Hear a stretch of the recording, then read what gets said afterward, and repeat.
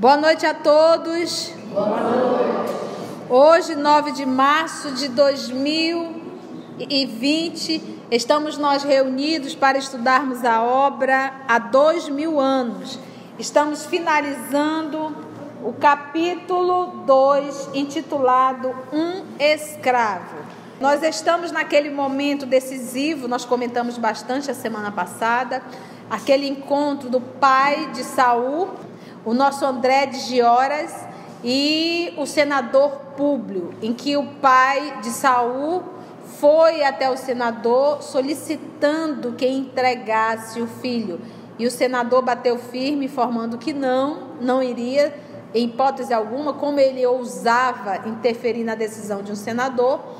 E para a sua surpresa, André teve uma atitude, uma reação, não foi uma ação, uma reação de muito ódio, e disse ao senador que ele tem nele um inimigo eterno. Então essas palavras soaram assim muito forte dentro do senador. Ele realmente balançou, porque acionou todas as suas reminiscências de arrependimento e de perversidade que ele realizou outrora, como Sura. Vamos ver agora, depois dessa emoção, o que ele vai fazer. Está aqui então ao nosso lado nossa Mita, que sempre nos ajuda, nossa querida Carla. Hoje temos o nosso querido Murilo e o nosso querido Roger, que vão nos ajudar na leitura. E vamos fazer a nossa prece de abertura, recordando a quem acompanha pelo canal do YouTube, não pule a prece. Esse é um momento de comunhão. Então, mesmo dentro do carro, aonde você estiver, escuta a oração, porque essa é uma forma de te interligar, de te ligar com Deus, te ligar com os amigos espirituais. E nesse processo é como se fosse realmente uma asepsia. A prece é aquele movimento da terra, para que possa preparar melhor a terra para as sementes que serão depositadas, para que elas possam vir a semear. Então não pule a oração, escuta a oração, você em casa, que isso faz muito bem para a alma. E sintam-se também abraçados, acompanhando o nosso estudo. Vamos orar? Vamos envolver a nossa querida Aramita para fazer a nossa prece de abertura. Amigo Jesus, graças te damos pela oportunidade que nos dás a cada um aqui dos presentes, encarnados e desencarnados, de termos acesso a esse estudo, a essa casa, a essa obra que nos abre o entendimento, que nos abre os sentimentos para entendermos a jornada de almas eternas que somos.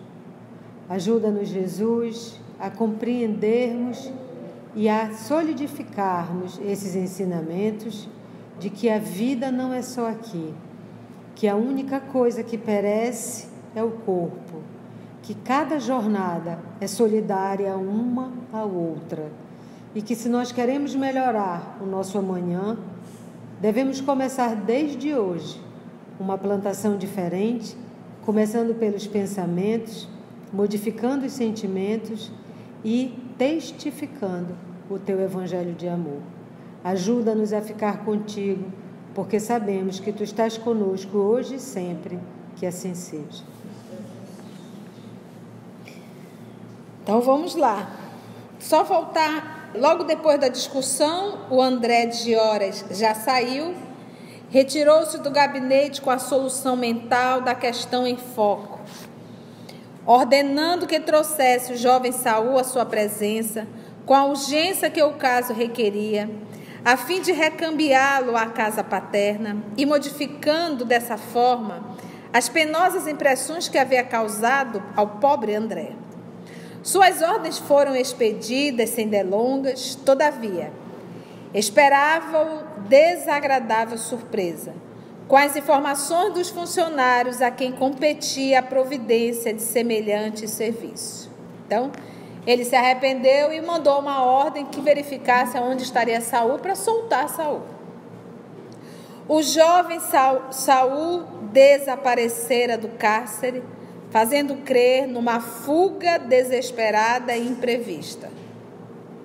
Os informes foram transmitidos à autoridade superior, sem que Públio Lentulus viesse a saber que os maus servidores do Estado negociavam muitas vezes os prisioneiros jovens com os ambiciosos mercadores de escravos, que operavam nos centros mais populosos da capital do mundo, que é aonde? Capital do mundo era onde? Roma.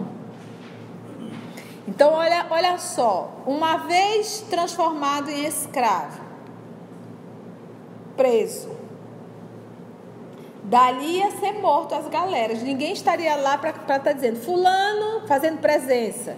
Então, perdia-se totalmente o contato.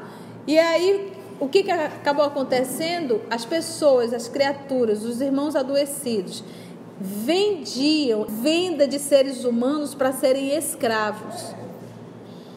Então, ele, quanto mais jovem, maior a venda, saúde, tempo, né? Então, vamos lá, chega lá com um policial, com um soldado, e diz, olha, faz o seguinte, eu compro, eu te dou uma grana, tu libera esse prisioneiro para mim. E ninguém vai saber nada, que eu vou levar para Roma. Lá eu vendo. E assim era feito.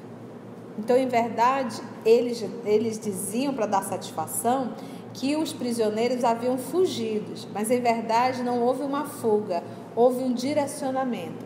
Então, isso para nós percebermos que esse tipo de condutas contrárias à lei, à justiça, até mesmo humana, que nós vamos chamar de suborno, todo esse movimento sempre existiu.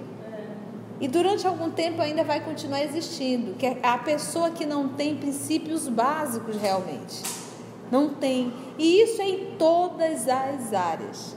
Até na área da educação, de repente chega um aluno e solta um dinheiro e alguns professores aceitam para modificar sua nota. Então, ou seja, esse tipo de situações existe em todos os lugares. É como ele diz, os maus servidores do Estado. Na merenda, é na coisa das ambulâncias, tudo é uma forma de ganhar dinheiro. Tudo é uma forma de ganhar dinheiro. O mau servidor público é o mau servidor público, em qualquer área. Em qualquer área. Então, olha que pepino. Mas na cabeça do senador Públio, o menino fugiu. Informado de que o prisioneiro se evadira, o senador sentiu a consciência aliviada das acusações que lhe pesavam no íntimo.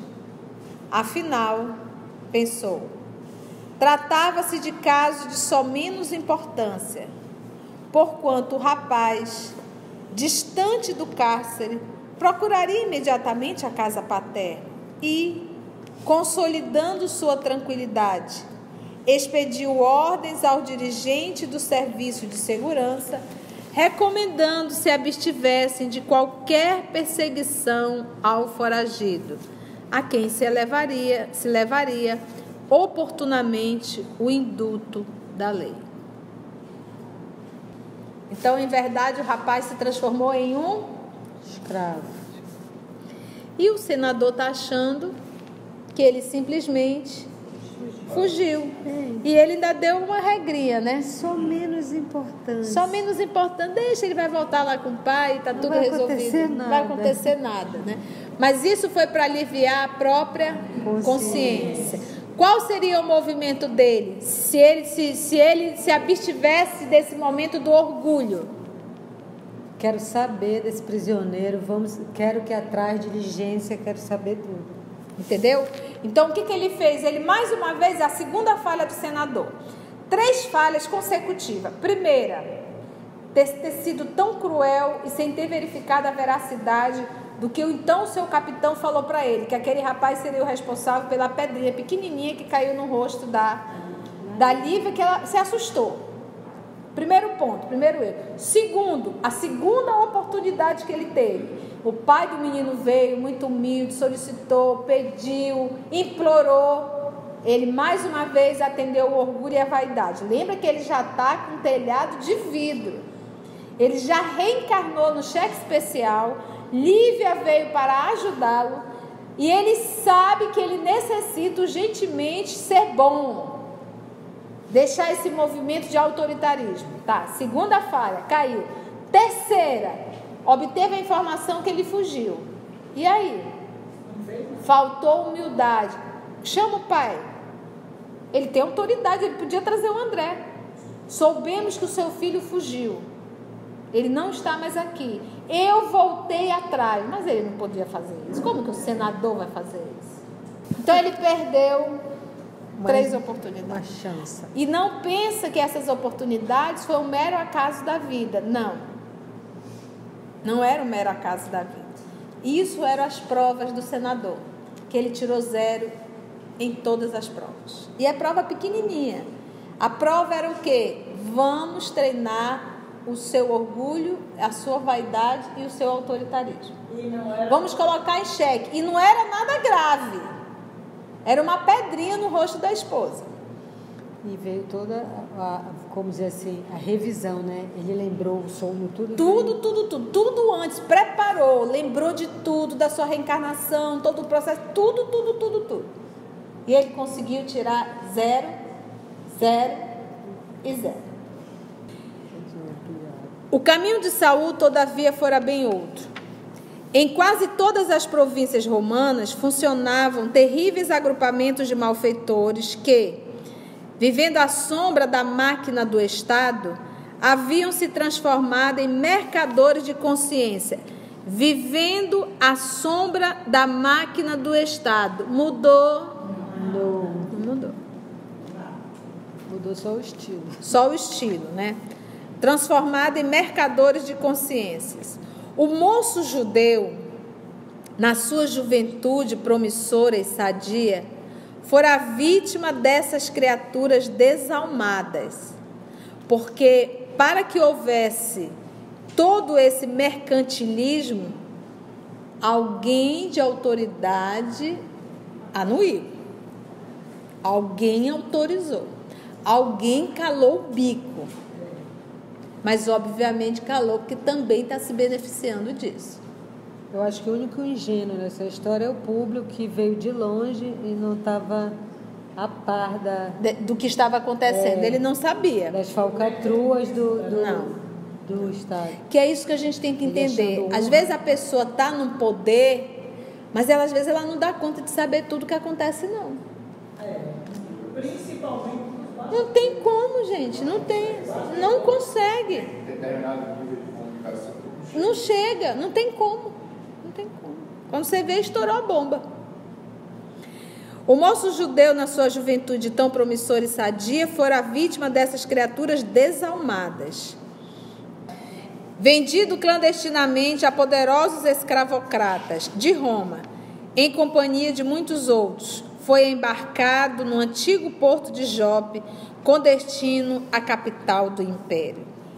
Antecipando-nos na cronologia de nossas narrativas, vamos encontrá-lo, daí a meses, num grande tablado, perto do fórum, onde se alinhavam em penosa promiscuidade homens, mulheres e crianças, quase todos em míseras condições de nudez, tendo cada qual um pequeno cartaz pendurado ao pescoço. Gente, imagina a cena. Eu fui pesquisando, vendo fotos, né, e desenhos antigos que retratavam. As meninas ficavam praticamente nuas. Promiscuidade, sem o mínimo respeito um pelo outro. Imagina. E todo mundo ali, uma verdadeira exposição. Era uma prateleira. E isso a gente entende, nós estamos aqui no ano de 32. Exatamente. Então, o processo da escravidão, daquele movimento vindo para o Brasil, aquilo dali era um processo expiatório. Aí você vai dizer, Conceição, você quer dizer que Deus programou? Não. Aproveitou o mundo de provas e expiações para... Por isso aqui, se eu sou um espírito que preciso passar por reparações, eu não posso ir para o mundo ditoso. Eu tenho que vir para um mundo de expiações, onde eu terei oportunidade de passar pelos processos de purificação.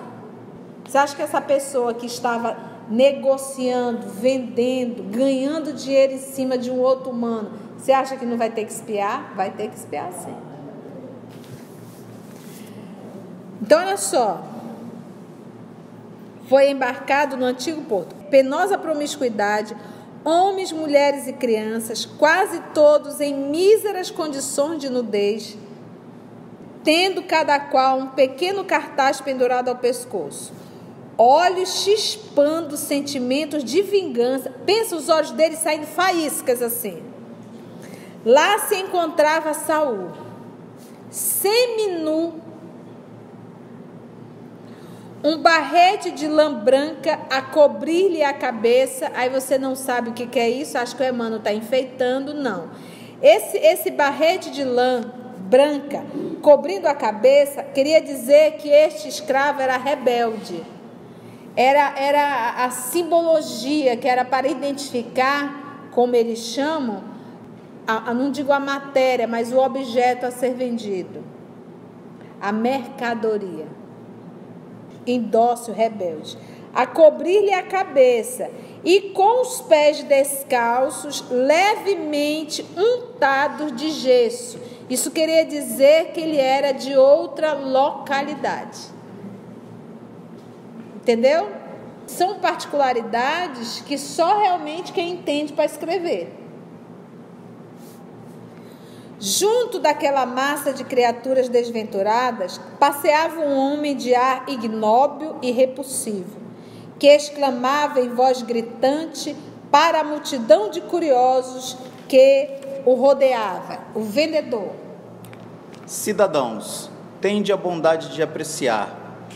Como sabeis, não tenho pressa em dispor da mercadoria, porque não devo a ninguém, mas aqui estou para servir aos ilustres romanos. E, detendo-se no exame desse ou daquele infeliz, prosseguia na sua arenga grosseira e insultuosa. Vede este mancebo, é um exemplar soberbo de saúde, frugalidade e docilidade.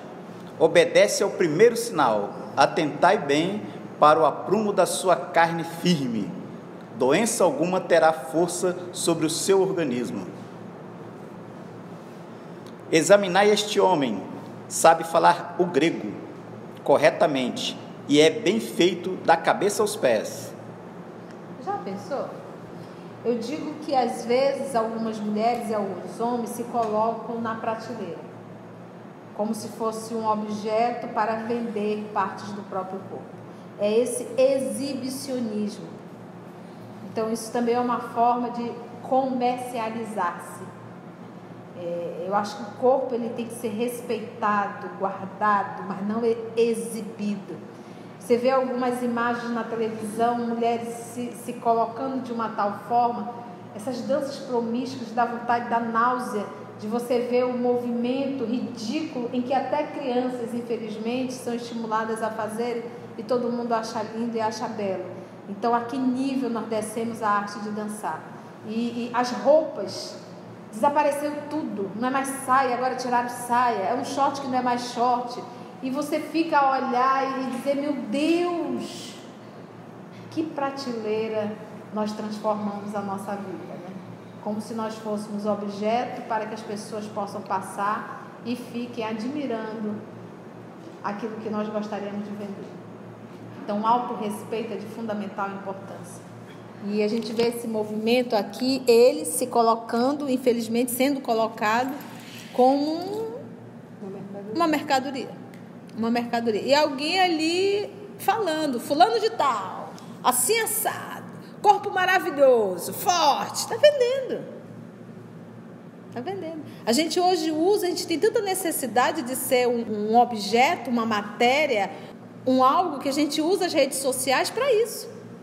Meninas que tiram foto que você diz, meu Deus, ainda existe Playboy? E são meninas. E a gente fica assim meio, às vezes, chocado. Mas é a falta de autorrespeito.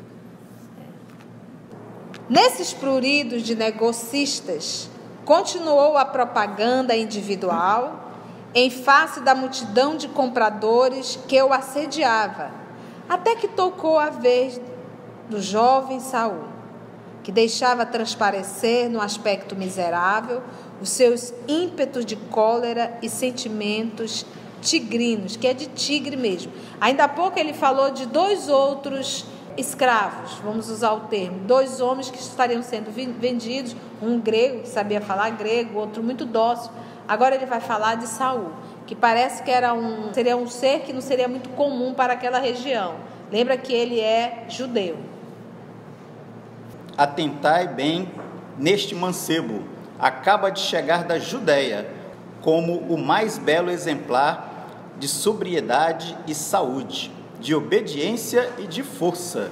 É uma das mais ricas amostras deste meu lote de hoje.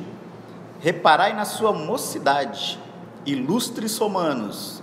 Dar-vos-ei ao preço reduzido de 5.000 sestércios. O jovem escravo contemplou o mercador com a alma esfervilhante de ódio e alimentando intimamente as mais ferozes promessas de vingança. Ele é bem parecido com o pai? Sim. Isso era a característica dos hebreus. Porque então eles aprendiam com alguns profetas no Antigo Testamento. Olha só onde Jesus foi se deparar. Que você deveria amar o seu amigo e odiar o seu inimigo. Isso era a cultura deles. Odiar o seu inimigo. Por isso que o doutor Saulo de Tarso mandou matar Estevão. Porque Estevão seria o inimigo, ele deveria odiar o inimigo. Então isso era dentro da cultura dos nossos irmãos hebreus. Seu semblante judeu impressionou a multidão que estacionava na praça aquela manhã, porque um intenso movimento de curiosidade lhe cercou a figura interessante e originalíssima. Então ele era bem característico mesmo judeu e parece que muito bonito, né? Um homem destacou-se da multidão, procurando o mercador, a quem se dirigiu a meia voz nestes termos: Flacos, meu senhor necessita de um rapaz elegante e forte para as bigas dos filhos. Esse jovem me interessa. Não o darias ao preço de 4.000 sestércios?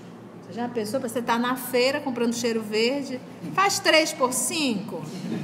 Você já pensaste uma coisa dessa? É uma mercadoria, gente. E a pessoa ali calada com aquele cartaz e pendurado no pescoço. E ele ainda com essa toga horrorosa, esse turbante na cabeça. Esse gorrozinho.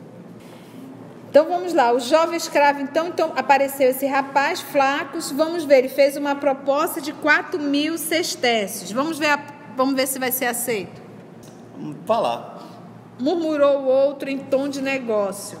Meu interesse é bem servir a ilustre clientela. Quanto que ele pagou pelo rapaz? Não deve ter pago nada. Uma mixaria ele deve ter dado para o soldado lá para... E agora ele está ganhando 5.000 sestércios, que acabou fechando em 4.000. O comprador era Valério Brutus, capataz dos serviços comuns da casa de Flamínio Severus. Quem é Flamínio Severus? Um grande amigo de Públio Lento. Gente, olha só. Conselheiro. Olha o mundo. Você está entendendo? O Flamínio Severus é o amigo íntimo do senador Públio. Aquele que deu os conselhos. Acabou se enrolando, olha, tá vendo? Deu o conselho, olha, ele tá pegando dele também. E esse rapaz vai parar justamente na casa de Flamínio. Agora para pensar. Para pensar. Vocês vão observar agora uma outra oportunidade de perdão para o Saul. Porque ele vai para essa casa, vocês vão ver, ele será muito bem tratado. Ele vai construir fortuna, já estou dando spoiler, né? Mas a gente está vendo o quê? É a oportunidade que a misericórdia diz, olha, tu não tem que espiar. O que tu tinha de espiar, tu já espiou nesses dias. Agora tu vai recomeçar a tua vida de uma outra forma. Perdoa, mas não. Ódio é ódio. Ódio é ódio. Vingança é vingança. Sabe dizer que a dor é a última mesmo. Então é como se Deus estivesse dizendo assim, ó, você não tem por que morrer nas galeras. Apesar de ter sido horrível você ter sido trazido como escravo, que é aquilo que a gente sempre, eu tenho aprendido com a vida, sabe, gente? Confia. Deu uma oportunidade de crescimento. É uma oportunidade, exatamente, uma oportunidade de crescimento. Confia. Por mais que esse percalço seja de pedras dolorosas, com alguns cacos de vidro, mas tem luz lá no final. Então eu acho que é isso que nos falta, jamais perder a esperança e dizer, confia. Então o Papai do Céu está confiando. Saul não tinha que viver como escravo uma encarnação inteira, tinha que passar por esse movimento. Vai conduzir ele a uma casa de um homem super nobre que vai respeitá-lo e vai dar toda uma oportunidade de trabalho. Inclusive ele vai ser liberto depois. E a gente vê, e mais uma vez o que Saul faz? Não quero. Não quer. Então não foi à toa essa vinda desse Brutus, Valério Brutus, para comprar justamente um escravo. Isso é interessante, que o nosso orgulho faz a gente renegar as oportunidades. E é como a Carla disse, a dor realmente é a última oportunidade. A gente não reprova, igual como tu disseste, não é na primeira prova, né? Igual o Públio, foi a primeira, foi a segunda, foi a terceira chance. Ele também, né, vai ter várias chances e ele vai renegar, porque nesse ponto ele podia fazer amizades romanas para o resto da vida. Não, mas ele cultiva o ódio, o secreto desejo da vingança. O secreto dele, desejo da vingança. É assim, é a vida da gente. Assim é o palco da nossa vida, gente. Vamos lá, vamos ver. O comprador era Valério Brutus, capataz dos serviços comuns da casa de Flamínio Severo, que o incumbira de adquirir um escravo novo de boa aparência, destinado ao serviço das bigas dos filhos nos grandes dias das festas romanas. Foi assim que, imbuído de sentimento vil, baixo e deploráveis, Saul, filho de André, foi introduzido, olha aqui a palavra, pelas forças do destino, junto de Plínio e de Agripa, na residência da família Severus, no coração de Roma, ao preço miserável de 4.000 sestércios. Olha que situação. Força do destino. É tudo isso que nós temos que realmente que compreender e que entender. Cenas do próximo capítulo. Bem, o professor vai cantar para a gente, logo depois a nossa querida Rosiane irá fazer a prece de encerramento.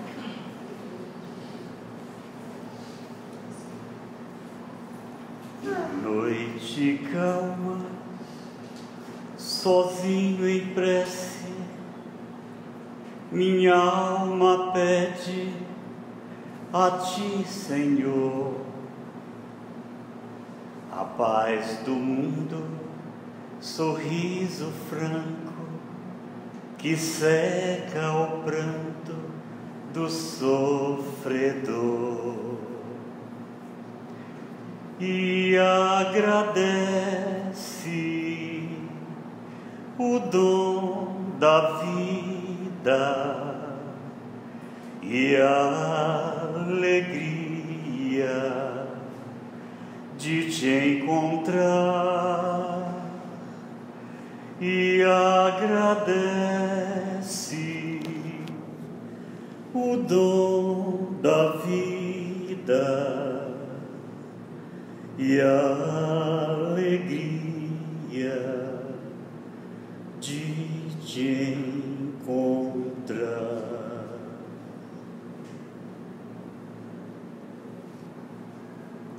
E revestido dessa alegria, Senhor Jesus, por mais este encontro, queremos agora voltar nossos pensamentos para te agradecer pelo teu amparo. Que esse estudo, Senhor, mais uma vez nos desperte para os nossos deveres, para o cumprimento para que nós viemos. E desta forma, Senhor Jesus, te rogamos que permaneças em nossos corações, fazendo assim, Senhor, que possamos ser mais firmes no propósito que o nosso Pai eterno tem para todos nós. Nos ampare no decorrer, Senhor, desta semana, e que possamos mais uma vez retornar aos nossos lares sobre teus amparos, os teus eflúvios de amor aqui, Senhor, depositados em nós. Muito obrigada por mais esta oportunidade.